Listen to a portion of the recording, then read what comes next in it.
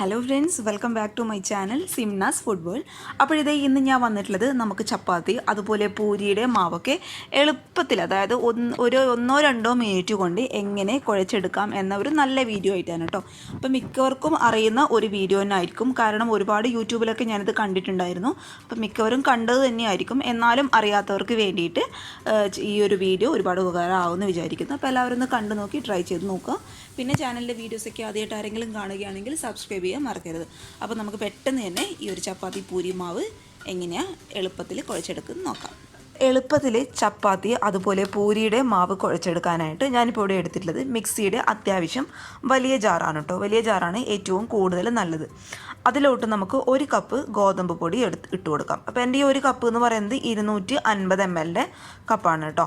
അപ്പോൾ 1 കപ്പ് ഗോതമ്പ് പൊടി ഞാൻ ഇട്ട് കൊടുക്കുന്നുണ്ട്. അതിപ്പോൾ നിങ്ങൾ പാക്കറ്റ് പൊടിയാണെങ്കിലും അല്ലെങ്കിൽ മില്ലിൽ നിന്ന് പൊടിച്ച് ഉപയോഗിക്കുന്ന പൊടിയാണെങ്കിലും കുഴപ്പമില്ല കേട്ടോ. ഏതാണെങ്കിലും 1 കപ്പ് നമുക്ക് ഇട്ട് കൊടുക്കാം.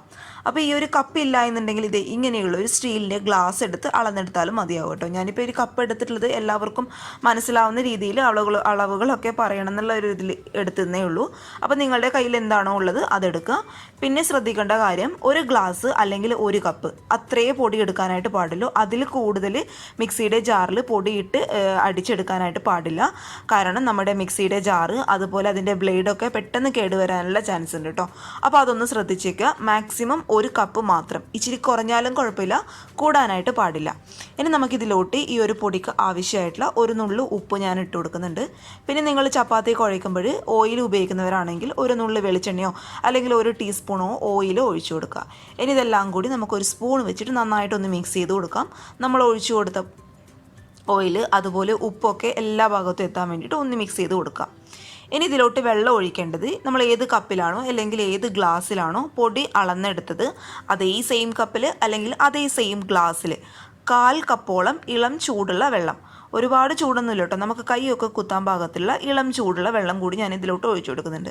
അപ്പോൾ വെള്ളം ഇളം ചൂടുള്ള ഒഴിച്ചു കൊടുക്കുന്നത് എന്തിനാണെന്ന് വെച്ചാൽ നമ്മുടെ ചപ്പാത്തി അല്ലെങ്കിൽ പൂരിയുടെ മാവ് ഒന്ന് സോഫ്റ്റായിട്ട് വരാൻ വേണ്ടിയിട്ടാണ് ഇളം ചൂടുള്ള വെള്ളം ഒഴിച്ചു കൊടുക്കുന്നത്. ഇനി ഇത് നമുക്ക് മിക്സിയുടെ ജാറിലിട്ട് നന്നായിട്ടൊന്ന് അടിച്ചെടുക്കാം. അടിച്ചെടുക്കുമ്പോൾ ശ്രദ്ധിക്കുക, നമ്മൾ സാധാരണ നോർമൽ മോഡിലിട്ട് അടിച്ചെടുക്കാനായിട്ട് പാടില്ല. അതിൻ്റെ നേരെ ഓപ്പോസിറ്റ് മോഡ്, അതായത് വിപ്പിംഗ് മോഡിലിട്ട് ഒരു 1-2 സെക്കൻഡ് ഒന്ന് കറക്കിയെടുത്താൽ മതിയാകും കേട്ടോ. അപ്പോഴേക്കും നമ്മുടെ ചപ്പാത്തിയുടെ മാവൊക്കെ ഒന്ന് നന്നായിട്ട് സെറ്റായിട്ട് വരും. പിന്നെ പ്രത്യേകം ശ്രദ്ധിക്കേണ്ട കാര്യം, ഓരോ പൊടിക്കും ഓരോ വെള്ളത്തിൻ്റെ അളവുകളായിരിക്കും. അപ്പോൾ നിങ്ങൾ ആദ്യം ഒന്ന് അടിച്ചെടുത്തൊന്ന് നോക്കുക, അപ്പോൾ പൊടി കറക്റ്റായിട്ട് സെറ്റായിട്ട് വന്നോന്ന്. അതല്ല എന്നുണ്ടെങ്കിൽ കുറച്ചും കൂടി ഒരു 2 ടേബിൾ സ്പൂണും കൂടി എക്സ്ട്രാ വെള്ളം ഒഴിച്ചെടുത്തിട്ട് നന്നായിട്ട് 1-2 സെക്കൻഡ് ഒന്ന് അടിച്ചെടുക്കാനായിട്ട് നോക്കുക. ഇതേ നമ്മുടെ ചപ്പാത്തിയുടെ മാവ് ഇവിടെ റെഡി ആയിട്ട് വന്നിട്ടുണ്ട് കണ്ടോ. അത്രയും സോഫ്റ്റായിട്ട് നമുക്ക് കിട്ടിയിട്ടുണ്ട്. അപ്പോൾ ഇനി നിങ്ങൾ ഇങ്ങനെയൊന്ന് ട്രൈ ചെയ്ത് നോക്കുക കേട്ടോ. അപ്പോൾ നമുക്ക് കൈക്കൊക്കെ വേദനയുള്ളവർക്ക് ചപ്പാത്തിയൊക്കെ ചുടാനായിട്ട് ഭയങ്കര മടിയായിരിക്കും. അപ്പോൾ അങ്ങനെയുള്ളവർ ജസ്റ്റ് 1 കപ്പ് പൊടി മാത്രം വെച്ചിട്ട് ഇങ്ങനെയൊന്ന് ട്രൈ ചെയ്ത് നോക്കുക. ഇനി നമുക്ക് എന്ത് ചെയ്യാം, ഇത് റെസ്റ്റ് ചെയ്യാനായിട്ട് ഒരു 10 മിനിറ്റ് വെക്കും കേട്ടോ. അപ്പോഴേക്കും നമ്മുടെ മാവ് ഒന്നും കൂടി സോഫ്റ്റ് ആവും. അതിന് വേണ്ടിയിട്ടാണ് റെസ്റ്റ് ചെയ്യാനായിട്ട് ഒരു 10 മിനിറ്റ് നമുക്കൊന്നിതൊന്ന് മാറ്റി വയ്ക്കാം.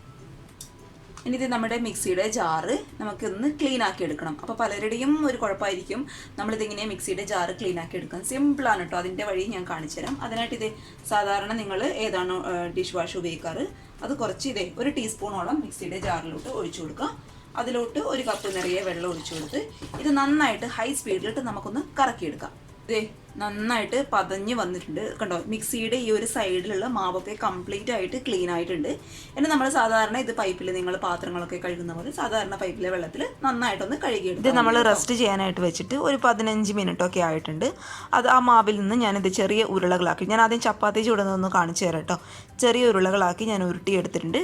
പിന്നെ ചപ്പാത്തി പൂരിയൊക്കെ ചുടുമ്പോൾ ശ്രദ്ധിക്കുക, ഒട്ടും ക്രാക്ക് ഉണ്ടാവാൻ പാടില്ല നമ്മുടെ മാവിൽ. അപ്പോഴാണ് നമ്മുടെ ചപ്പാത്തി അല്ലെങ്കിൽ പൂരി എണ്ണയിലോട്ട് ഇടുമ്പോഴോ അങ്ങനെ പൊട്ടിപ്പോകാനൊക്കെ ചാൻസ് കൂടുതലാണ്. അതുകൊണ്ട് കൈയുടെ ഉള്ളിൽ വെച്ചിട്ട് നന്നായിട്ട് അങ്ങോട്ട് സോഫ്റ്റായിട്ട് ഉരുട്ടിയെടുക്കുകയാണെങ്കിൽ തന്നെ കുറേയൊക്കെ നമ്മുടെ ചപ്പാത്തി പൂരിയൊക്കെ മാവ് നന്നായിട്ട് സോഫ്റ്റായിട്ട് വരികയും ചെയ്യും, നന്നായിട്ട് ശരിയായിട്ട് വരികയും ചെയ്യും. പാനിലിട്ട് ചപ്പാത്തി ചുടുകയാണെങ്കിലും അല്ലെങ്കിൽ പൂരി നമ്മൾ എണ്ണയിലിട്ട് വറുത്ത് കോരുകയാണെങ്കിലും നന്നായിട്ട് പൊങ്ങി വരികയൊക്കെ ചെയ്യും കേട്ടോ. അപ്പോൾ ക്രാക്കില്ലാതെ ശ്രദ്ധിക്കുക, അതൊരു പ്രധാനപ്പെട്ട കാര്യമാണ് കേട്ടോ. ഇനി ഇത് ചപ്പാത്തി മാവ് നമ്മൾ സാധാരണ പരത്തിയെടുക്കുന്നത് പോലെ ഒരുപാട് ബലമൊന്നും കൊടുക്കാതെ സിമ്പിളായിട്ട് അങ്ങോട്ട് പരത്തിയെടുക്കുക. പിന്നെ ചപ്പാത്തിയുടെ മാവ് പരത്തിയെടുക്കുമ്പോൾ ഒരുപാട് തിന്നായി പോകാൻ പാടില്ല. പിന്നെ എൻ്റെ ചപ്പാത്തിക്ക് വലിയ ഷേപ്പൊന്നും ഉണ്ടാവില്ല കേട്ടോ. റൗണ്ട് ഷേപ്പിൽ എനിക്ക് ഒരിക്കലും പരത്താനായിട്ട് ഇതുവരെ പറ്റിയിട്ടില്ല. അപ്പോൾ നമുക്കൊരു കാര്യം ചെയ്യാം, ഒരു പാത്രത്തിൻ്റെ ഇതൊരു റൗണ്ടിലുള്ള ഒരു പാത്രം വെച്ചിട്ട് നമുക്ക് ഈ ചപ്പാത്തി ഒന്ന് ഷേപ്പ് ചെയ്തെടുക്കാം. സാധാരണ ഞാൻ ഈ ഒരു സ്റ്റെപ്പ് ചെയ്യാറേ ഇല്ല. ഇപ്പോൾ നിങ്ങൾക്കെല്ലാവർക്കും ഒന്ന് കാണിക്കാൻ വേണ്ടിയിട്ടും പിന്നെ ഫോട്ടോയിൽ ആ ചപ്പാത്തിയുടെ ഒരു ഷേപ്പ് കിട്ടാൻ വേണ്ടിയിട്ടും ജസ്റ്റ് ഒന്ന് കട്ട് ചെയ്ത് കൊടുക്കുക കേട്ടോ.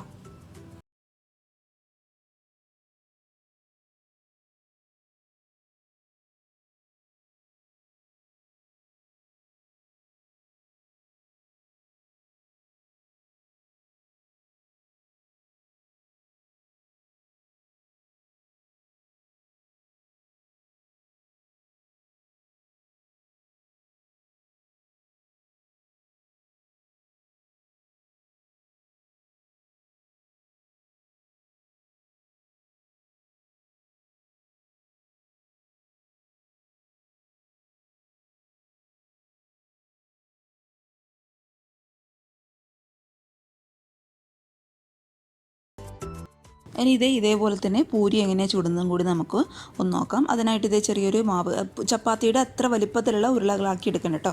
കുറച്ച് ചെറുതായിട്ട് അങ്ങ് എടുക്കുക. എന്ന് വെച്ചാൽ ഒരുപാട് ചെറുതായി പോയി കഴിഞ്ഞാൽ നമ്മുടെ പൂരി അങ്ങോട്ട് പൊങ്ങി വരില്ല കേട്ടോ. ഒരു മീഡിയം വലിപ്പത്തിലുള്ള ഉരുളകളാക്കി എടുത്ത് നന്നായിട്ട് ഞാൻ നേരത്തെ പറഞ്ഞ പോലെ കൈയുടെ അടിയിൽ വെച്ചിട്ട് സോഫ്റ്റായിട്ട് ക്രാക്കൊന്നും ഇല്ലാതെ ഒന്ന് ഉരുട്ടിയെടുക്കുക. അതിനുശേഷം പരത്തിയെടുക്കുക. പിന്നെ പൂരിക്ക് പരത്തുമ്പോൾ ശ്രദ്ധിക്കുക, ഒരുപാട് തിന്നായി പോകാൻ പാടില്ല, അതുപോലെ ഒരുപാട് തിക്കായി പോകാനും പാടില്ല. ഒരു മീഡിയം ലെവലിൽ അങ്ങോട്ട് പരത്തിയെടുക്കുക കേട്ടോ.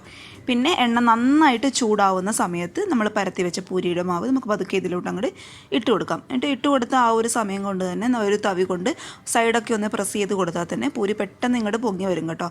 അത്രയും സോഫ്റ്റ് ആയിട്ടുള്ള മാവാണെങ്കിൽ പൂരി നന്നായിട്ട് പൊങ്ങി വരും.